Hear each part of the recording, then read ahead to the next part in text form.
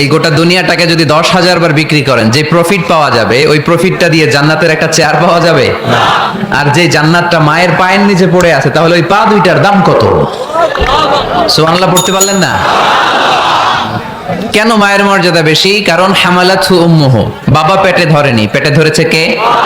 ওয়াহানান আলা ওয়াহান, বোঝা, pain, delivery pain, যন্ত্রণা বাবা সহ্য করেনি, করেছে কে? ওয়া ফিসালুহু ফি আমাইন, 2 বছর বাবা দুধ খাওয়ায়নি, দুধ খাওয়ালো কে? বিষ্ণু বললেন লাউ কাতা'তা জিলদাক, জিলদুন মানে হচ্ছে স্কিন। বিষ্ণু বললেন তোমার স্কিন, চামড়াগুলো কেটে কেটে রোদে শুকিয়ে যদি জুতা বানাও দুইটা, আর ওই জুতাগুলো দিয়ে যদি মাকে উপহার দাও যে মা আমার গায়ের চামড়া দিয়ে তোমাকে দুটো জুতা উপহার দিলাম, ওই জুতা পরেও যদি তোমার মা 1000 বছর হাঁটে, তাহলে ওই যে ছোটবেলায় কত লক্ষ ঢোক দুধ তুমি তোমার মায়ের বুক থেকে খেয়েছো, তার এক ঢোক দুধের সুদ আদায় হবে না। ঘুমোতে যাবা, আয়াতুল কুরসি পড়বা। যদি পড়ো, আল্লাহর পক্ষ থেকে আপনার সিকিউরিটির জন্য আল্লাহ একটা স্পেশাল ফেরেশতা নিয়োগ দেয়। সকাল পর্যন্ত আপনার সিকিউরিটি দেয়, শয়তান আপনার কাছে আসতে পারে না। ফজরের পরে পড়লে মাগরিব পর্যন্ত সিকিউরিটি, প্রোটেকশন ফ্রম আল্লাহ। মাগরিবের পরে পড়লে ফজর পর্যন্ত প্রোটেকশন ফ্রম আল্লাহ।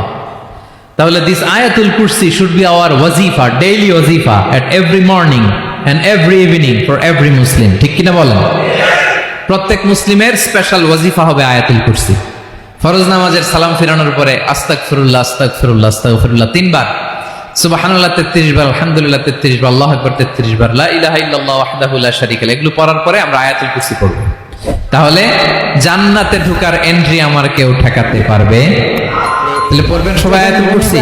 তোমার বিবি যখন ঘুম যায়, তোমার ছেলে যখন ঘুম যায়, তুমি নিশি রাত্রে ঠান্ডা পানি দিয়ে ওযু বানিয়ে নামাজের মুসল্লায় বসে তুমি আবার যখন ডাক দাও রব্বুল আলামিন, পৃথিবীর কোনো মানুষ আমার গুনাহ সম্পর্কে জানে না, তুমি আমার গুনাহ সম্পর্কে জানো। আমি এমন গুনাহ করেছি আমার বিবি জানে না, বিবি গুনাহ করেছে আমি জানি না। আল্লাহ তুমি সব কিছু জানো, হে আমার প্রভু তুমি আমাকে মাফ করে দাও। আমার আল্লাহ বলে তারপরও যদি তোমাদেরকে আমি মাফ না করি, তারপরও বান্দা তোমরা আমার রহমতের দরজা থেকে ফিরে যাইও না। আমি তোমাদেরকে হুকুম দিচ্ছি, ওয়ালাউ আন্নাহুম ইয যালামু আনফুসাহুম জাউকা, বান্দারে যদি গুনাহ করে ফেলো আমার রহমত থেকে মুখ ফিরিয়ে তুমি চলে যাইও না।